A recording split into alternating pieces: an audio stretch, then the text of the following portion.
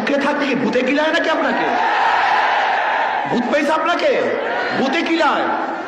যদি ভূতে পেয়ে থেকে এমন কিলায় শুরু করবো, আপনি দেখতে পারবেন না বিয়াকুব নাকি, যেখানে আমরা সবচেয়ে বেশি এদেশের ভূমিকা পালন করতেছি, আর উনি ইসলামকে জলঞ্জলি দিয়ে মনে করছে উনি কিছু দেখাইলেই সবাই বাহ দিবে।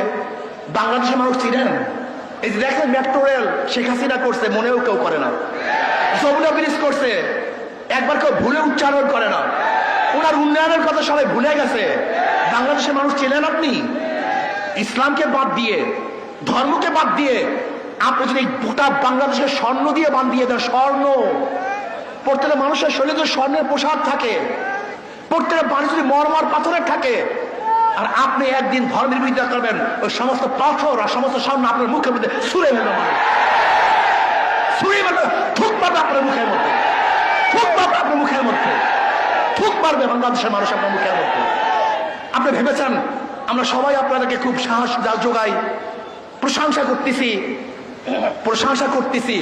যারা প্রশংসা করে তারা বদনাম করতে সময় নেবে না, যারা তারিফ করে আপনাকে গালি দিতে সময় নেবে না। খবরদার, ওই বেশ্যা কমিশনদেরকে আইনের আওতায় নিয়ে আসেন, ওদেরকে বিচারের আওতায় নিয়ে আসেন। আমি অভদ্র ব্যবহার করতেছি, অভদ্র ভাষা ব্যবহার করতেছি অভদ্রতার জন্য।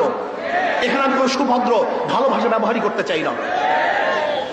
প্রিয় ভাইয়েরা আমার, আজকে বাংলাদেশে নিয়ে গভীর ষড়যন্ত্র চলতেছে। কেউ নির্বাচন, সংস্কারের বাহিরে নির্বাচন হবে না, আগে সংস্কার হবে তাহলে নির্বাচন হবে। মার্চ ফর ঢাকা, আমরা অচিরে মার্চ ফর ঢাকা ঘোষণা দেব। কারা সংস্কারের পক্ষে আর কারা বিপক্ষে, ইনশাআল্লাহ জনগণ ডিসাইড করবে। আগে সংস্কার হবে, আগে নির্বাচন হবে, জনগণ সিদ্ধান্ত গ্রহণ করবে। অচিরে আমরা মার্চ ফর ঢাকা, আগে সংস্কার হবে তারপর নির্বাচন হবে। সংস্কারের বাহিরে বাংলাদেশের মানুষ কোনো নির্বাচন মানবে না। ডাকাতি নির্বাচন এবং প্রহসনের নির্বাচন, অগ্রহণযোগ্য নির্বাচন বাংলাদেশের মানুষ মানবে না, মানতে পারে না। এর জন্য ইনশাআল্লাহ অচিরে মার্চ ফর ঢাকা ঘোষণা হবে। রাজি আছেন ইনশাআল্লাহ সবাই? আর আমরা টেস্ট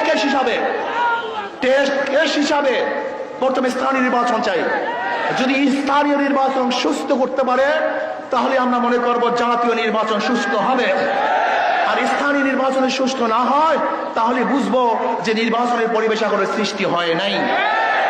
আসুন সোচ্চার থাকুন। ডাকাত দল, ইসলামের দুশ্মনেরা এবং ইউনূস সরকারের পায়ের নিচের থেকে মাটি সরাবার ষড়যন্ত্র চলছে, অনেকটা অগ্রসরও হয়ে গেছে। লোকটা বুড়া মানুষ, মুরব্বী মানুষ, ভদ্র মানুষ, খুবই ভদ্র মানুষ, কিন্তু মনে রাখতে হবে যে আপনার চারপাশে যারা আছে ওরা কিন্তু ভদ্র না, ওরা অসভ্য। এই অসভ্যগুলিকে আপনার পায়ের থেকে মাটি সরিয়ে ফেলবে। এর জন্য নারী কমিশনের এই শয়তানি বন্ধ করুন, ওদেরকে অ্যারেস্ট করুন, ওদেরকে বিচারের আওতায় আনুন। যদি বিচারের আওতায় না আনেন এবং বন্ধ না করেন তাহলে কত ধানে কত চাল আপনি দেখতে পারবেন। শেখ হাসিনা সরকার কিন্তু তোয়াক্কা করেনি, আন্দোলন করে বিদায় দিয়েছে। আর আপনার অবস্থা আমরা ভালো মতোই জানি না আপনার অবস্থা কোথায়, আপনার শক্তি কোথায়। ভালো থাকুন, সুন্দর থাকুন, দেশকে ডেভেলপ করার চেষ্টা করুন। অপসংস্কৃতি চাপিয়ে দেওয়ার চেষ্টা করবেন না, খবরদার। অপসংস্কৃতি চাপিয়ে দেওয়ার চেষ্টা করবেন না। যদি অপসংস্কৃতি চাপিয়ে দেন তাহলে এমন গর্জন শুরু হবে যে এই গর্জনের সামনে আপনি টিকতে পারবেন না।